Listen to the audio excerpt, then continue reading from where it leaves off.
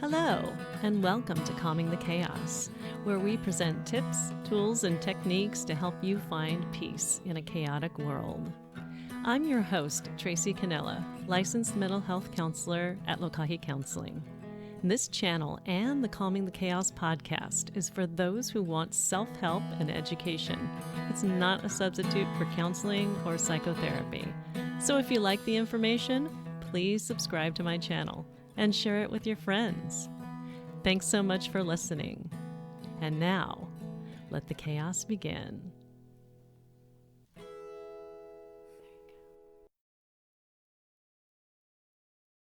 In this episode of Calming the Chaos, I address the chaos of hate. And so I discuss hate as a feeling, as a thought form, and as a behavior and action against others. So I'm going to be giving examples of hate by exploring online attacks, or as they call it, cyberbullying. And I'm going to analyze some possible reasons for cyberbullying to take place, and also how online attacks can cause chaos in the hearts and the minds of those who are attacked. And also present some ideas about how you can respond or react in case you are attacked. So let's get started. So what is hate anyway? It is simply a passionate dislike for something or someone. So there's that intensity of passion, and then there's this feeling of dislike. So the hater, the person who is hating, can either have no chaos or a lot of chaos. I can think of a couple of situations where there'd be no chaos. I hate, and that's it. There's no chaos in my mind. I just know I hate. However, some people have hate, and they do have chaos because they are consumed with a bunch of thoughts of hate, and that causes chaos in the mind because it's so filled with overwhelm. We do know that the person who is attacked or hated often does experience chaos. And so that's what we're going to be focusing on today, is the person who is under attack, and also trying to understand those who do hate and why they do, and how we can protect ourselves and engage with those who hate. So an example is an online attack, or what they call cyberbullying. All right, so a possible situation about this is a social media platform such as Facebook, Twitter, there's YouTube and Instagram. So any of these sorts of online platforms can be a platform for hate, if that is something that you want to do. So again, haters dislike something or someone. And so what the process is that they tend to have these thought forms, and then these feelings of hate, and then an action urge, and then an action. So we don't actually have to go that far. You know, some of us can just hate and we can be quiet about it. Some of us can have hate, and we can have hate thoughts, and we can put some stuff out there. Others can be really extreme. So it really does go on a continuum from like, I'm going to be quiet about my hate, to I'm going to be really vocal and possibly even violent about my hate. And so again, the situation being that possibly there's a platform that I'm on, and I see that you're on a platform and I disagree with you. I can choose to lash out on you because I have these thoughts.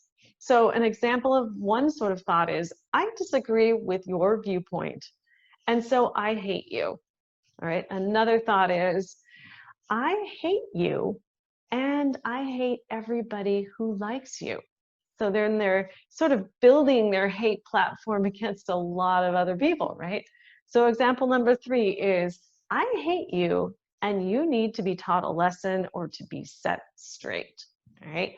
Example number 4, you need to be punished because you are wrong and I am right. So those are the kind of thoughts that happen in the minds of people who hate other people and or other ideas that are different from their own. So some possible feelings that can result from this hate: anger. They're angry because their agendas aren't getting met or another person's agendas are getting met. There's fear, like fear that I will be threatened if your agenda wins and my agenda loses, right? And so there's also some sadness that's involved there, some vulnerability. Like, I hate this so much, it makes me so sad that this person is getting away with this, or this person is getting so much success over a platform that I disagree with, and so there's some sadness there. My life isn't the way that I want it to be, so I'm sad about that, and their life is completely roses, and so I hate that. And then also there's embarrassment. So possibly these people have tried to engage with people in the past, but have gotten embarrassed or thrown out of maybe even chat rooms or live chats, or they've been embarrassed somehow. And so they feel a lot of shame, which can cause a lot of anger and the urge to retaliate. So those are some thought forms that happen here with hate. So what sets this apart and what I really want to focus on are the behaviors of hate. You can feel hate again and not act upon it at all, or you can just vent about it to your spouse or your friends, but you don't have to take any action online against a person. But the one thing I really want to focus on is when people lash out at other people because they hate. All right, so here are some possible actions that people can have against other people because they hate those people. One, they can gather forces against them. So they can actually try and get people to join with their own force and have an army against other people. All right. Two, they can actually say, we are going to collectively lash out at this person or an agenda or an idea, a thought form. We are going to lash out. We are united. We are on this side. You are on this side, and we are against you, and we are collective against you, right? Number three, you can discredit them. You can find things from their past that they possibly, I mean, you know, people are human. So they possibly don't want people to know about that. That's called doxing, like who I am, what I've done, what my history is. And so we can discredit or dislike a person publicly by just publicly shaming who they are. And this is how we lash out and hate.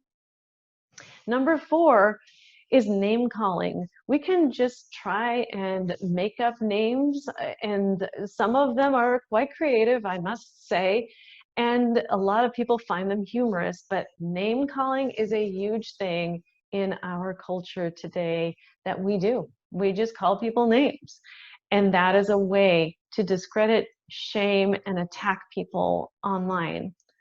There's actual harassment, which can include emails, phone calls, text messages, even visits to a house, and or graffiti on a house, attacks on a house, attacks on a person. There's harassment.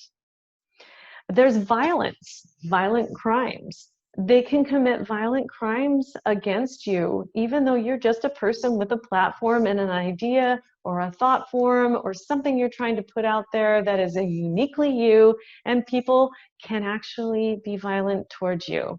As I mentioned, there's doxing, which means simply that you're trying to go online as a person who's not exposing their own real self, but a person who doxes you is going to say, hey, this is a person who, this is her real name, this is her address, and this is where they live and what they do and what their credentials are, what their degrees are, and we are outing you as a fraud, as a fake, and we are doxing you.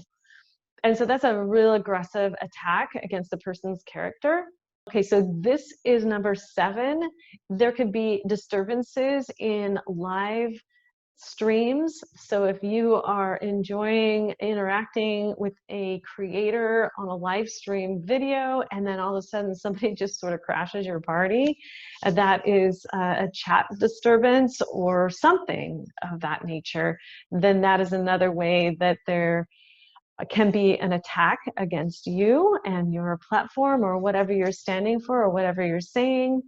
There is humiliation, public humiliation, and shaming of people, not only their behaviors or their actions or their criminal history or whatever, but made up stuff.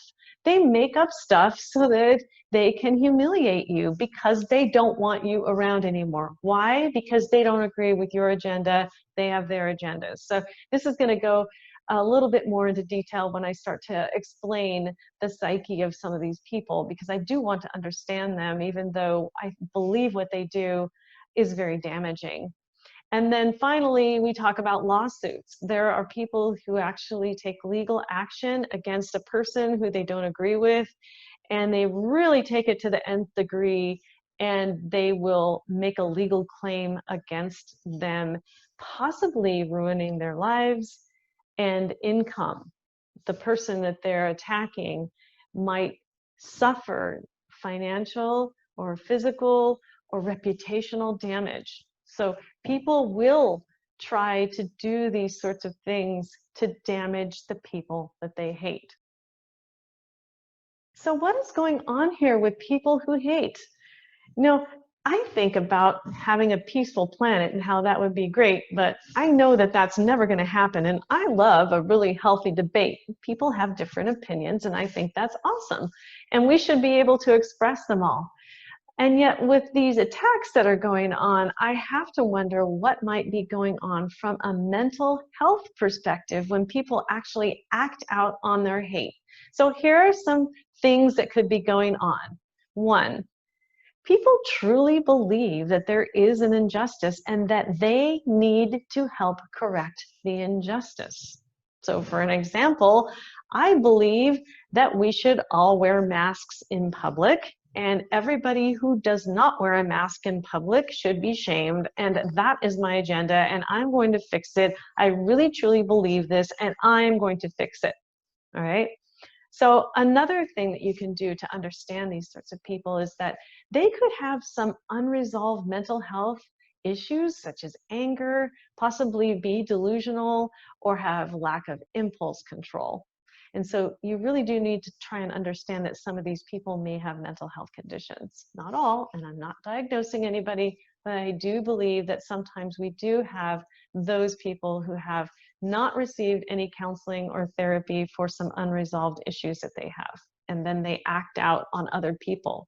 So this leads me into this next part, which is they could lack empathy for other people or have no awareness about how their actions could negatively or harmfully affect other people.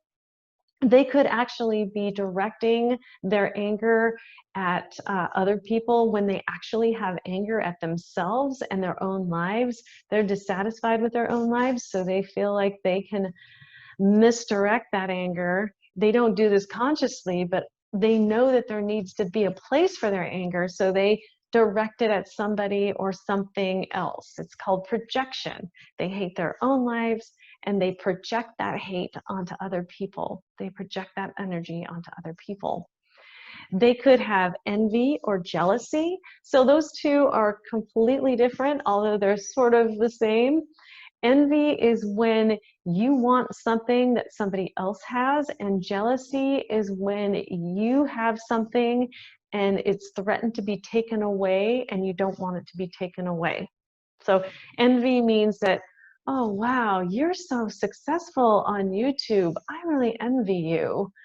And jealousy would be like, hey, I've got a really good YouTube channel here and I don't want anybody to take it, so I'm going to guard it with my life. And it's jealousy and envy are two different things, but what I'm trying to say is that these two emotions can help in the attacks.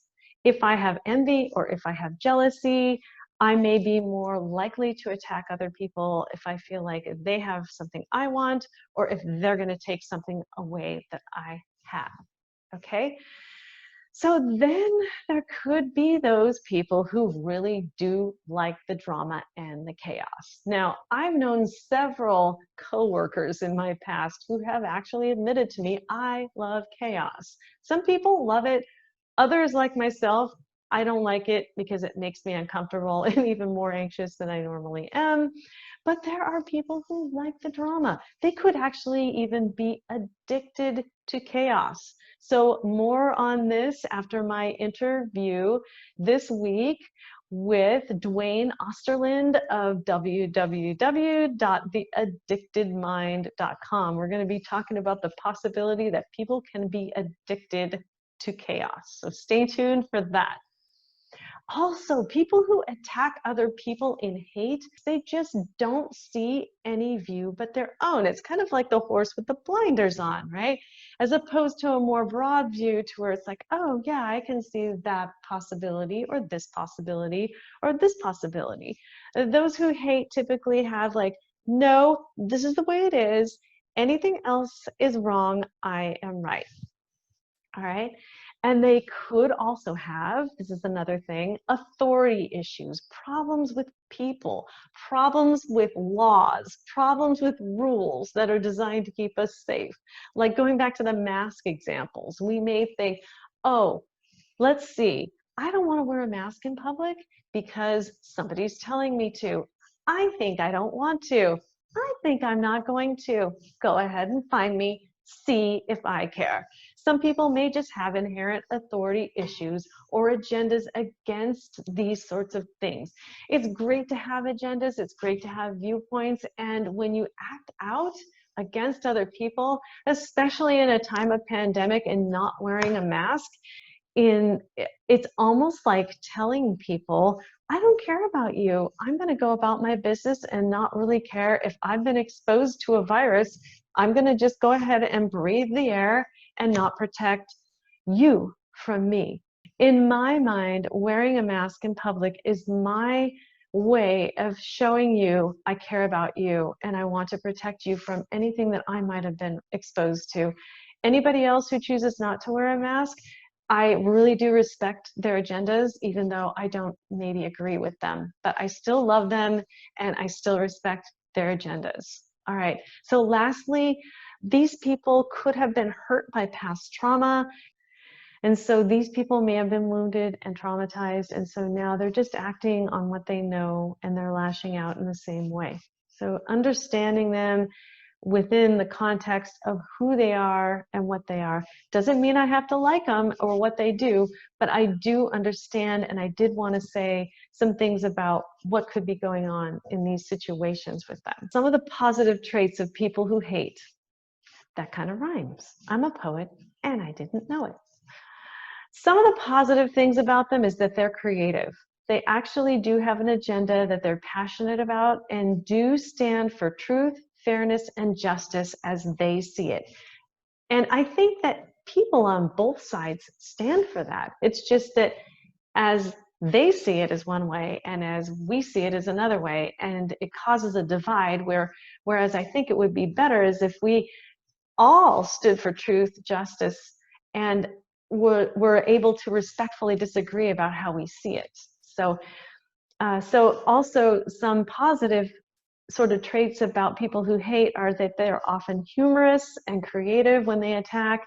It's probably pretty wrong, but you know what? I've seen some of this stuff and it's kind of funny and they are very creative. I must give them that. Technical and actually the way their minds think about expressing their hate is often very humorous. And also they're very passionate about their agendas and they are very fiercely defending what they believe is right, which is, I believe, a positive thing, even though what they're doing to other people is hurting them, and I don't agree with that. I do believe that there are some positive sort of things that we can look at with these folks who hate. And then also, the final point is that they can be influential, so they can make friends very easily, or they have a lot of friends, and they are also often charismatic, which means that they steal the screen and people just are enraptured watching them. And so they're very much, they're very, very engaging. And so people will be more likely to follow them, which the other thing, I don't agree with them following a hate path, but I'm trying to say that inherently these characteristics are good. I believe they're being misused. That's just what I'm going to say about that. So I said something earlier about maybe that people who hate just aren't aware about how much their actions affect other people. And I really want to talk about that now. They just don't seem to see the painful effects of acting out on their agendas. One of the things I have to go back to the mask wearing is that they may just not even see that possibly not wearing a mask in public is not, it's one thing to not wear a mask in public because I don't want to, because I have authority issues, but it's another thing because in our state, in Washington state, it's breaking the law and also putting other people who might be vulnerable in danger. So it's a big screw you, I'm gonna do what I wanna do, and I am not going to have any regard for you. That was a big rhyme, oh my gosh. So people don't realize that, and they don't realize that their hate can affect people's lives, their livelihoods, their families, their reputations. They don't understand that. So this affects people's ability to live in a social world, sometimes humiliated. There have been some people who have been attacked on social media who have committed suicide, which is awful. And I just want to say that my heart goes out to those people and their families. I really wish that we could just love each other and understand and respectfully disagree. So it may be worth your while just to figure out like what you stand for and what you stand against. I know I'm pretty clear about that, so I don't need to go into much more. Another way they can hurt people is because they can become really exhausting. Their attacks are frequent and intense, and the person who is attacked just kind of gives up. And sometimes if there's a legal aspect of the attack, then the person who has been attacked could not have the money to even combat them, and they could just have to give up and maybe go bankrupt. So there can be a lot of damage there. People could actually stalk a person, and that is always scary because when a person is stalked, there's always that fear that they could be attacked physically in their homes. And also the people who attack can fail to see the complete picture. Again, they stand for justice, but what they're doing is they're attacking a human person, which is unjust. So it's sort of a paradox that they don't understand, and or I guess they just don't grasp the concept of what they're doing is hurtful. And if they stand against hurt and hate, why are they hurting and hating? I'm not sure why. Here are some tips if you are attacked online and you want to calm your own chaos, some do's and don'ts. First off, do keep an open mind about these people. Do stick to your own values about truth, justice, or whatever you stand for. 3, try and understand the agenda of the person who's attacking you and to be able to non-judgmentally respond if necessary. 4, set a positive daily intention for the universe and for the people who are attacking you. I think that's always good to send positive energy out into the universe. That's your choice though. 5, take a day or 2 or 3 or a week or a month, take off to unplug from the media, reset, regroup, get connected with your values, and figure out how you are going to learn and respond to attacks and to live your own values in the future. And 6, stay close to those who love you. All of those resources, all the people who can spread positive emotions to you, you really need that, especially when you're attacked. And you may just discover that you have more friends than you knew. Number 7, if you choose to engage, state your case clearly and respectfully. And if you're drawn to engage, resolve not to be a part of the hate yourself. Remember, stick to what you value. All right, so you've heard some of the do's. Here are the don'ts. 1, don't lash back at them. Remember, this reinforces their behavior. This is what they want. They want to get a rise out of you. And so if you lash out, you're just going to be reinforcing their behavior. Do not engage with them. Do not reinforce their behavior. Don't assume, judge, or blame them. Remember, they have a lot of passion about their views. They're just going about expressing their views in ways that hurt others. So stand against the actions and respect their opinions. 3, do not do what they do.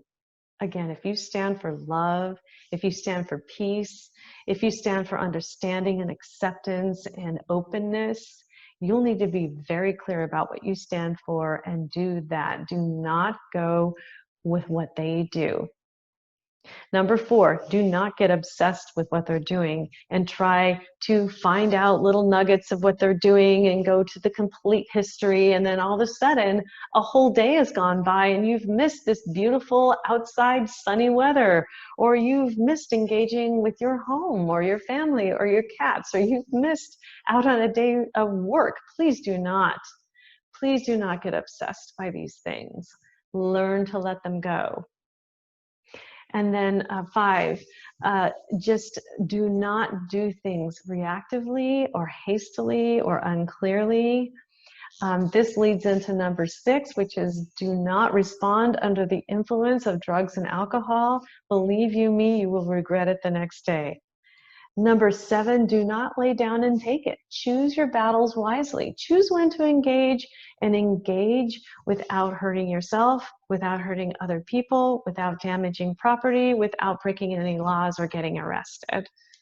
And number 8, do not forget what you stand for, precious people, your values and your passion. I appreciate you listening to me today. I hope this has been helpful. Thank you so much. Please take good care. Stop the hate. Thank you for listening to Calming the Chaos. If the information in today's podcast was helpful, please consider subscribing and share it with your friends. You can find this podcast on iTunes, Apple Podcasts, and on YouTube. You can also go to my website at www.lokahicounseling.com for more resources for calming your mental and emotional chaos. This includes a CD I created that teaches you how to practice mindfulness in less than 10 minutes. So check it out. Thanks again for listening, and I look forward to sharing my next podcast episode with you. In the meantime, take care.